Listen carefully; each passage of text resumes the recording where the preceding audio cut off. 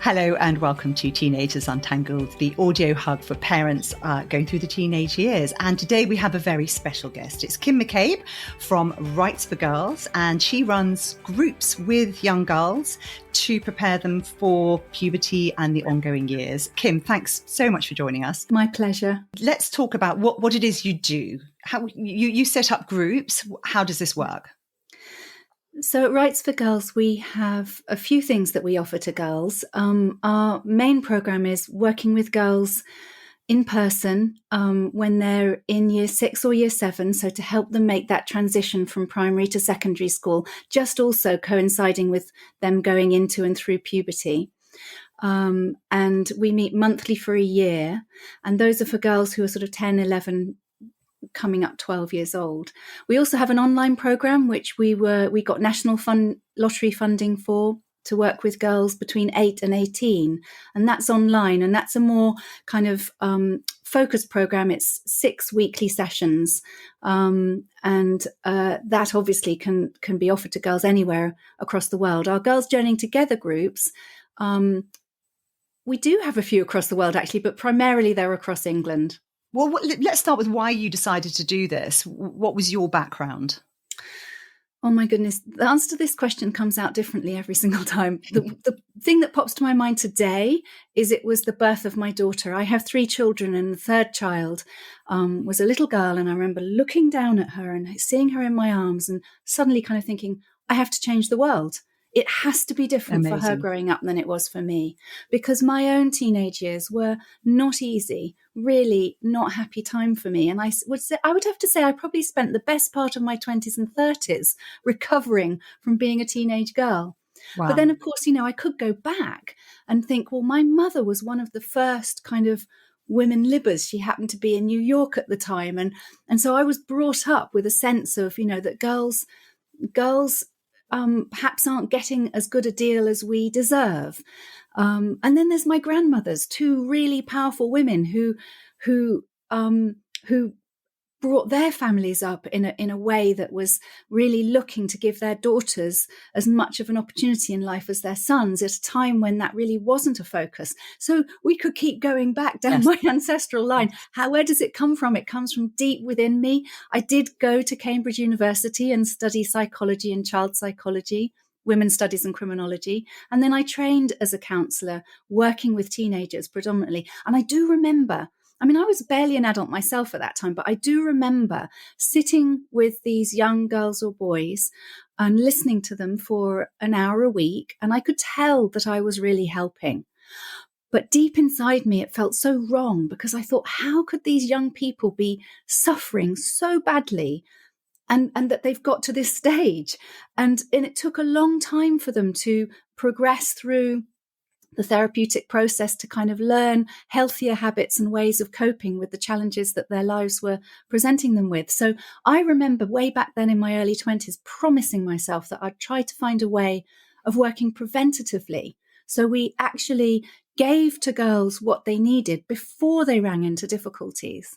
I love that. And it's so true, because we see girls going up into secondary school. And one of the things that a lot of parents say to me is that they're seeing girls having problems with friendships, and the friendship groups tend to be the big issue. What are your thoughts about that? It is a time when many girls are going into puberty and their hormones are changing. And along with that comes the brain development, which gives them a greater self-consciousness, a greater self-awareness. But this is still with quite an immature person. 10, 11 years old, they're starting to feel their feelings much more intensely without necessarily having the tools and the techniques for how to manage that. Many women still don't, but also with that self-consciousness comes suddenly awareness of difference and of, dressing the right way, looking the right way, behaving in the right way. What group do you belong to? So all of those things around the friendship groups become more intense. And inevitably, with a change in school, it does mix up the friendship groups, and a lot of girls become a little bit lost. And in their immature way can sometimes be quite mean to one another as they're all struggling to try and find their feet and figure out who they are and who they want to be. That's so true. And that's the big thing. I mean, we've seen it in Mean Girls, the film. We've seen, I've read about it in Queen Bees and Wannabes, and we talked about it in one of our earlier episodes. So what are you doing that changes that? Well, what we want to give girls is an experience of good friendship, so they know what it is they're looking for. So how do we do that? Well, whether it's in our online program, GirlsNet, or more especially in our in-person program, Girls Journeying Together, where we're meeting with the girls initially for a year and beyond, because we carry on. Once the group is formed, we continue to support them right the way through their teens. But in those groups, what we create is a culture where everybody belongs just exactly as they are. They don't need to change anything about themselves to fit in. And for that to work, what they have to learn is to accept each other's differences and not to make each other wrong, which is what we do when we don't feel safe and we're not quite sure of ourselves. We're looking for the me too moments, the, oh yeah, I'm like them, she's like me, she's okay. And then we turn others who think differently than we do, or who behave differently or dress differently, we make them wrong. And so what we do is we practice not doing that. And so the girls, actually, I remember I had one girl came up to me at the end of the year and she crossed her arms and she scowled at me and she said, I like girls I never knew I'd like. So I said to her, oh, okay, how's that? It's all right. Now, this was a girl who came to our group because she was autistic and really struggling with friendships. She was missing a lot of the social cues and wanted desperately to be friends, but often did things or said things that made friendship difficult. And what she had, not only the experience of being accepted for who she was, but also she got to like some girls that normally she wouldn't have let herself. And so what we do is that, first of all, we practice it in our sessions. And then, of course, inevitably, as the year goes on, the girls want to meet it up socially outside of the Girls Journeying Together group. And so they get to take it out into the world, this new way of being together, and practice it out there. And I would say, I mean, I've been running these groups for over 12 years now, and I'm still in touch with some of my first girls who are now in their early 20s. They've graduated from university or they've already started working, and they're still in touch with me, and they're still in touch with each other. Amazing. So even though now they're at different parts of the world, doing very different things, and they are very different people, they've made friends for life. And that's essentially what we're hoping to give girls, is that experience of what good friendship looks and feels like, so they can spot it and can put their energies into the healthy friendships and maybe move away from some of the friendships that aren't doing them so much good. That's so interesting, because that's what we talked about in episode 10, this enabling your daughter to look for what it is that makes a good friend and then try and be that person. It's quite hard though, isn't it? Because they're so, it's great to have this bubble, this wonderful Girls Journeying Together group. And then I'm so interested, when you say, well, they've got to come out of that group, obviously, and they socialize in a school environment and online. And online, there's an awful lot of messages coming back that aren't necessarily positive. How do you deal with things, for example, like weight? Because weight, the thing I notice with teenage girls is when they go up to senior school, suddenly weight becomes an issue. And my daughter said to me, we're all suddenly panicking about our weight, but nobody tells us how to do this well, how to kind of manage our weight, because I'm putting on lots of weight and I want to lose it. And then I use terrible techniques. How do you deal with things like that? Oh, that's a really big question. And inevitably, it does come up in every girls group. So for a start, they get the opportunity to talk about it in a group where they're not at such risk to be judged. And there's a real kind of acceptance of different girls' ways. That's something else that really happens in our groups, is it's not just the mentor or the facilitator who's there as the adult guiding them, but the girls give each other support and tips and guidance. But we actually do, because this is such a big issue, we devote one whole session to the question of what is beauty. Oh, wonderful. And who decides.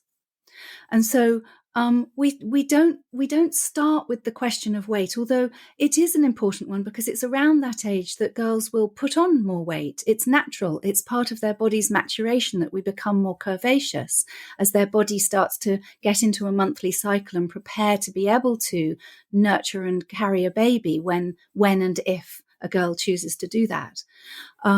So actually, the very first session, we talk about what are the changes to expect in puberty. And so we kind of normalize that actually it's completely normal to put on weight and for your body to change. And of course, that feels really unsettling because it's something that you feel completely out of control. And so it would be quite natural to want to kind of try and control that.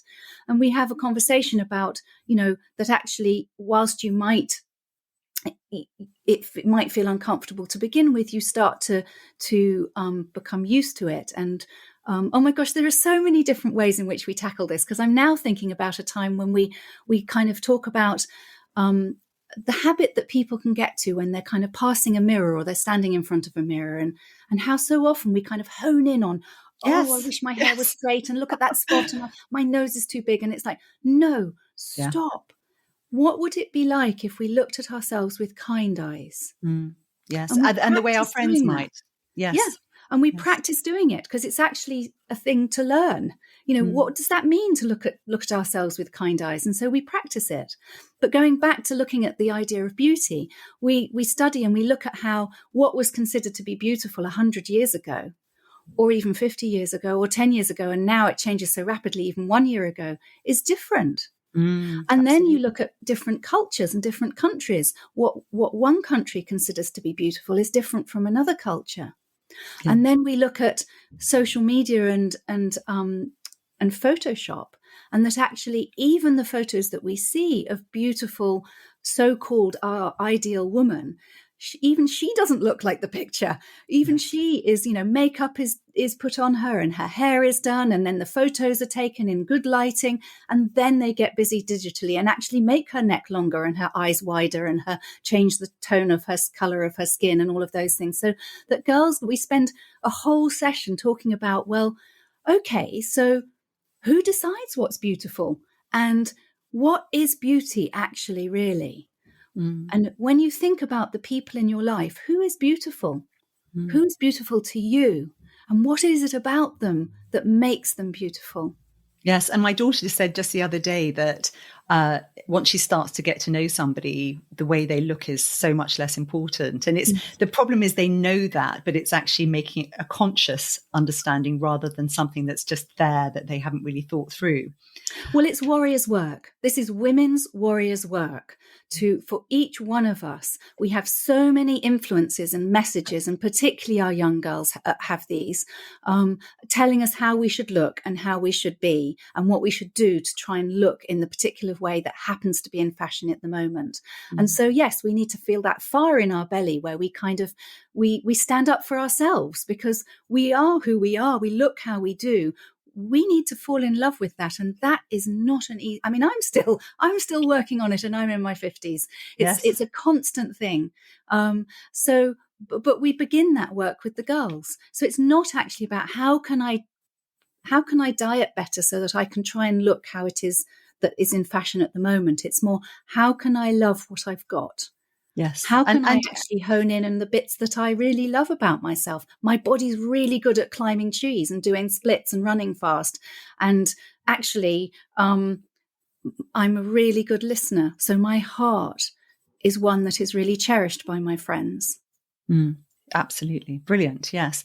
And another thing that happened to me with my I've got 4 daughters, 2 of them are bonus daughters. And when the older ones were going through the teenage years, I was much less experienced. And I remember them going through the very, very full on makeup phase and thinking, I don't understand why they're spending so long putting on so much makeup. And I once read that it was a defense, and that once they felt comfortable with who they were, they would take it as a mask. They take the mask off and then they can reveal their real self.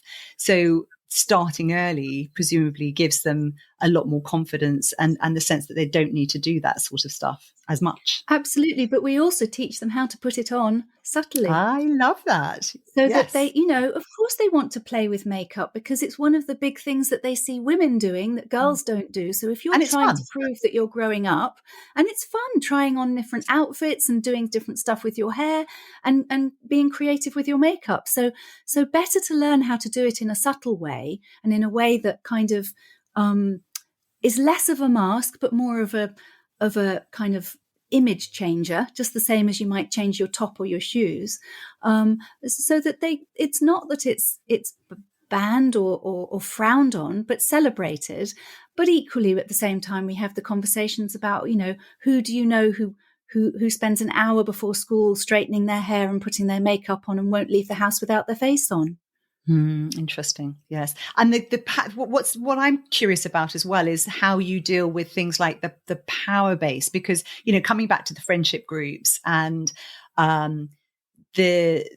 how they can be mean to each other. They feel really insecure. I always say to my girls, when somebody's excluding them or making them feel insecure, I just try and find what it is about that person that might be making them want to do that.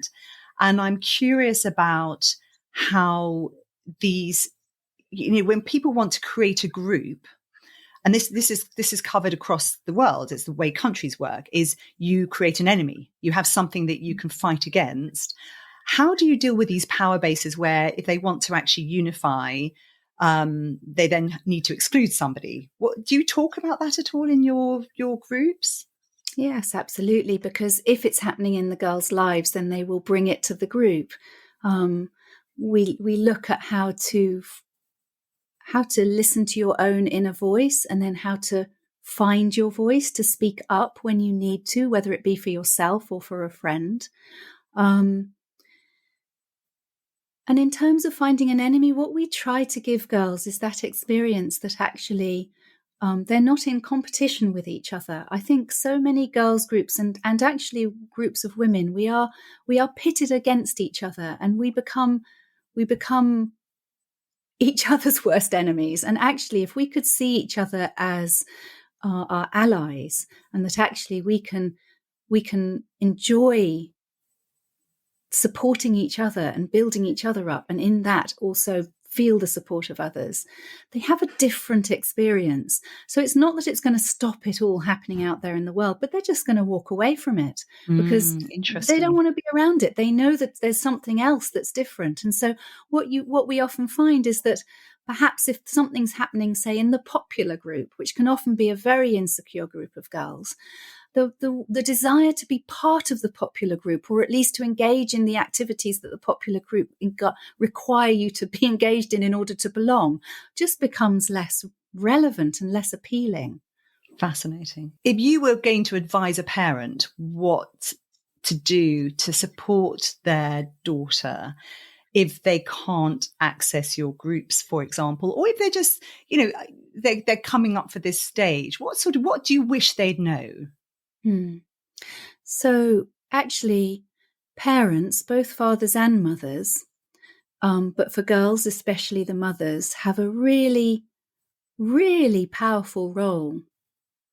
Are you a good advert for womanhood? Does she look at you and think, oh, that's the kind of woman I want to be? Are you showing her the way for how to be a woman who is authentic and honest and true to herself? And of course, none of us are. We can't all the time. We're all human beings. But the greatest influence we have is in how we are and how we live our lives, because that shows our daughters far more than anything we could ever tell them. The same is true as fathers, actually. How her dad relates to her and relates to you, the mother, also is a great teacher in how she will expect, what she will expect from relationships she has with boys, young men, men in the workplace, romantic relationships, if that's what she chooses. That bar is set by dad. Interesting. And so in our very behavior is how we teach our children the most. But I also did write my book for all the parents who aren't within reach of a girls' journeying together. But I have to say, though, I mean, I have women who start the journey to my group the day before. They pick their daughter up from school on a Friday evening in Cornwall, for example, and drive and take the train across England to come to me in Sussex. It's only once a month and it's for a year. And many people recognise the value of it. And the girls love the journey time. So don't think that a 2-hour drive is too far, because actually what the girls tell us is that time on the way to girls journeying together and on the way home is really precious. And actually, while the girls meet, so do the mothers meet. We have a mother's circle which surrounds the girls' circle. And the girls love to know that their mums are meeting at the same time, because it makes them feel special and important. And also they can relax a bit because they know they're starting to be a bit tricky. And they love to know that mum's got some support, because those of you who can take yourself back to when your child was little, that informal support we all had when we were sitting around the soft play area or at the school gates, that's gone by the preteen years, because the children can get places by themselves and they don't need us to hang around. So parents are suddenly facing a whole new phase of parenting. It's a very sensitive, vulnerable, important time, and the children call from us different things than they've needed before. And suddenly parents find themselves quite isolated. So the mother's circle provides the guidance for mothers to support each other, but also know that teens and toddlers have an awful lot in common. They're at that phase where they're changing really rapidly and they've got that kind of flip-flop, no, I can do it myself. No, leave me alone. Don't leave me. And teenagers are the same. So what you learnt parenting your child through the toddler phase, it's similar skills that you're going to be needing in the teenage phase. You just without them chasing you to the loo. Well, they still do. But, that kind of quality of awareness, the same quality that you need to have not to watch out they didn't put their fingers in the plug sockets or eat the earth out of the pot plant. Now you have to have that same alertness, but the difference being you can't be seen to be watching them, but they need you around in the same way as they did when they were toddlers. And I love what you're saying, because that's why we set up Teenagers Untangled. It's this sense that when they're in the toddler years, there's a lot of support networks. It's like a car crash when it first happens. It's quite scary, but there are those support networks. But you become a teenage parent or parent of teenagers, and it feels so desolate sometimes. So it's amazing that you're offering that. And I love what you say about the car journey, because we talk a lot about connecting with your teenager and how important those conversations are. And often when you're in a sort of environment where you're both trapped, and it just gives them time to talk. And my older daughter always uses the time when I'm taking her back to school, for example, to really unpack something specific that's been bothering her. And it's almost like a therapy session. So you're absolutely right. And it's time bounded. She knows that it's not going to be too big a conversation, because the journey will end. You're not facing each other. But more than that, actually, I want to talk about something that fills the whole of the first chapter of my book, which is the mother-daughter date. That's another way of us really influencing. I'm going back to that question you said as parents, how do we really support and influence our children? And it's about making a regular commitment to them. And so many mothers I know say, well, I do that. And then so many girls I know say, no, she doesn't. And really? I think the difference is that we are the keeper of the diaries. So we might have in mind, when I pick her up from whatever after school activity, we could do something together. And then maybe something changes and you don't do it, but you've got it in your mind. Or you do something special from time to time. But the difference in the mother-daughter date is that you plan it together. And you put the date in the diary. And it doesn't get changed or postponed easily. And you anticipate it because you're looking forward to it.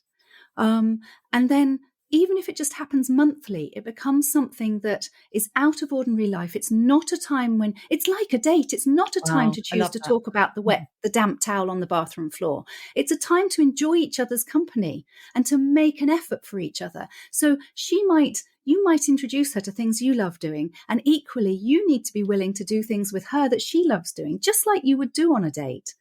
And what that does is it establishes a regular thread that not only does she know that she's got this time and place to talk about some difficult things, but maybe she chooses not to at that time, but just having that there's nothing like an adult choosing to spend their spare time with you to You're make so you feel right. good about yourself. It's one of the most effective ways that we parents can build our children's self-esteem. And of course, the boys need this too. And dads can do it as well as moms.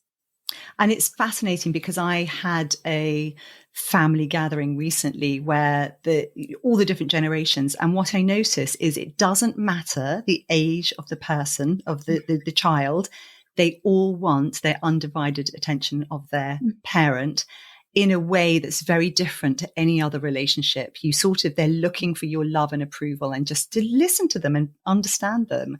So it's what you're talking about is so powerful. I love that. I haven't done a mother-daughter date, but I'm going to put them in my diary. As soon as they started double digits, I took each individually away for a weekend to tell them that our relationship was going to adjust, that we were now going to have a different sense of connection, that I was going to sit beside them and look out at the world, at the problems, and try and help them, brainstorm them, rather than telling them what to do. And my 16-year-old has just finished her big set of exams. And so we went away together just to reconnect and spend a bit more time. Kind of, she's a different person now. It's amazing. It's so lovely. Actually, it's funny, when I finished writing my book and it was published and I sent a copy to my mother, and she said to me afterwards, she said, I was dreading your book because I thought it would just basically be from start to finish a litany of all the things I did wrong. She said, but actually, she said, is it too late? And I said, what? That. And she said, could we go on a mother-daughter date? And of course, it's never too late. I love the times I have with my mum. Yes. And actually, because we were hearing from so many girls that it wasn't happening, we actually designed a mother-daughter date diary, which is a thing of great beauty. Yes. We worked with an artist, and it means that you can, not only do you plan the date, but you can record the date. And then the page that the girls love best is you rate the date. So you actually decide what works. What do you really love to do together? And then what my daughter and I have is all these books, which are a record of the special times that we've had together. So when she has that moments where she feels like I don't love her, or that, she never, I never give her my time, she looks over it and kind of goes, oh, can we do that one again? One of her favorite ones, actually. And this is a real love is for me, is to go charity shopping. Now, I hate shopping. So for a start, she knows that if I do this with her, I must really love her. And the one rule I brought to it is we only buy one thing each.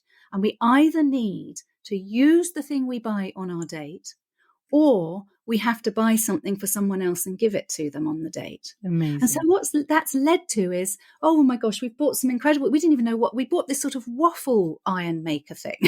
And then we went to the supermarket and bought the ingredients. And then we came home and cooked the things. And it was sort of very impromptu. And I think what she loved about that, because I'm a busy mother and I feel as if I give my children a lot of my time because I'm around them a lot. But actually, I don't think they felt that I gave them a lot of my time because it wasn't focused on only them.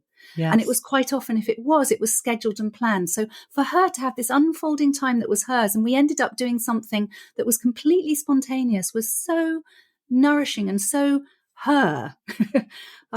So that just gives you an example of the power of it, and that it's never too late. I still have them now with my own mum.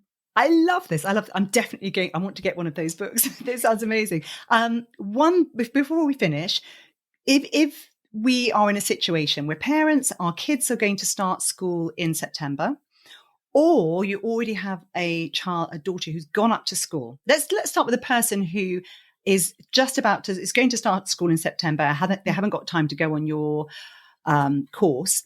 What couple of tips can you give a parent to help them over the summer prepare their daughter for what could be an amazing but very difficult journey in that first year at school?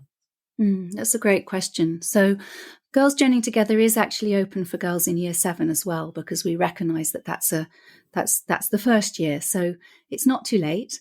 But looking at how to support your child through the summer, just know for a start that you are the world expert on your child. You've known them their whole life. You've learnt who they are and how they are and what works for them. So you know intuitively, and particularly if you give yourself a little time to think about it, maybe discuss it with other key adults in their lives who also know and love them. what does this child need? Some children need planning.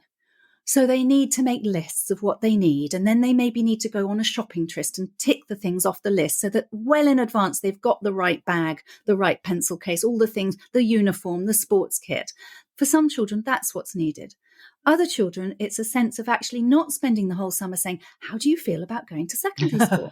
And not keep asking them, because actually this is the summer holidays. And yes, they're kind of excited, but also dreading it. And they don't want to spend the summer thinking about it. And for them, it's more about actually going off and doing other things, but beginning to do some of the things which relate to having a little bit more responsibility. Maybe it's that you take the bus to the school together just to see what that's like. Maybe it's that you meet up with some friends who are also going to be in their class in their new school. Every child is different. Some children do need and want to talk about it. Others, they have different needs. And actually the best person to know what that is you, perhaps also with your child, but be careful not to put too much of that on your child. At 10 or 11 years old, what do you need is quite an intense question. It's more a case of, things like, I've been thinking about lunches, I don't know, maybe it's packed lunch. What are the sorts of things you fancy for your packed lunch? Should we have some of them over the summer so that you kind of know what it is you'd like to take, or whatever it is that your child needs? Tests. Yes, I love that. And finally, a sort of emergency pack. We've got a teenager who's now at school. This happened with me. And the friendship group has fallen apart. Everything's going wrong.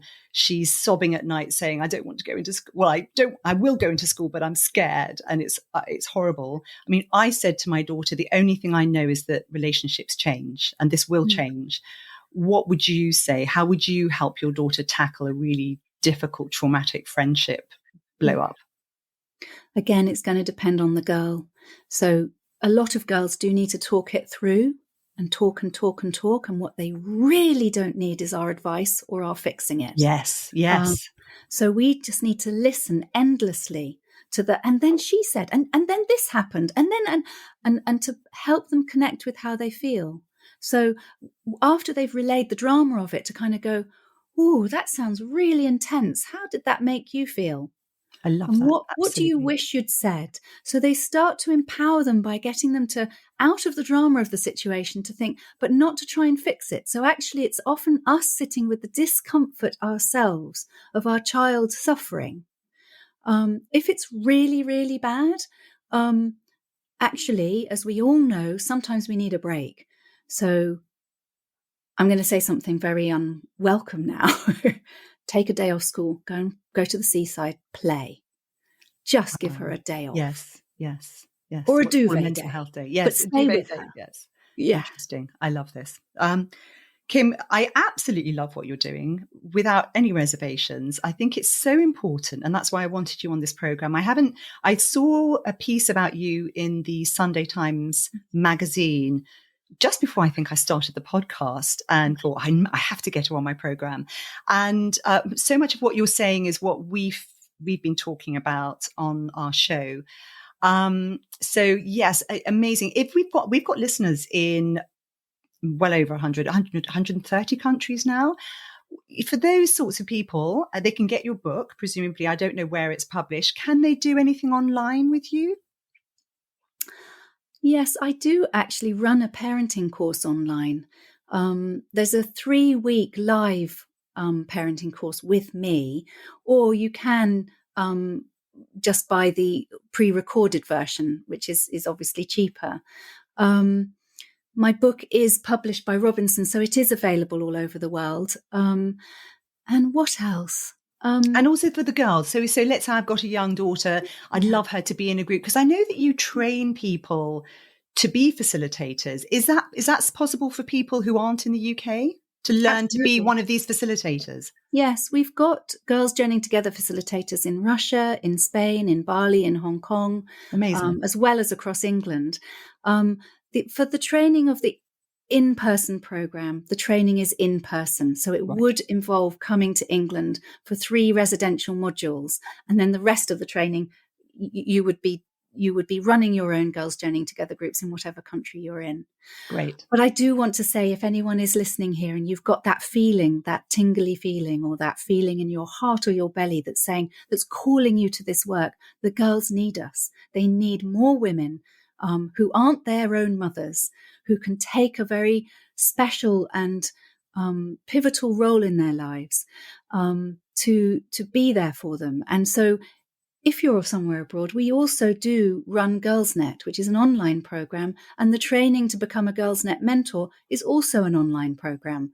So the only thing we have to wrestle with there is the time zone difference. So depending on where you are in the country, you train with us online and you run the groups online. So that has no boundaries. Brilliant. But I really want to say to you, the girls need more women. Not just your own children, all of us. We have other girls in our lives. And if you notice that a girl seems to be struggling or suffering in some way, we've got this modern taboo of interfering with other children's lives. Drop it. The girls need a whole village. They need lots of women. And if you have a sense of affinity, maybe because you see something in a girl that reminds you of yourself, reach out to her. Who as an adult doesn't have a memory of someone in our past who said something or took a part in our lives that was really important and helped us to become who we are? And we each have a part to play in the lives of girls, because they're our next generation.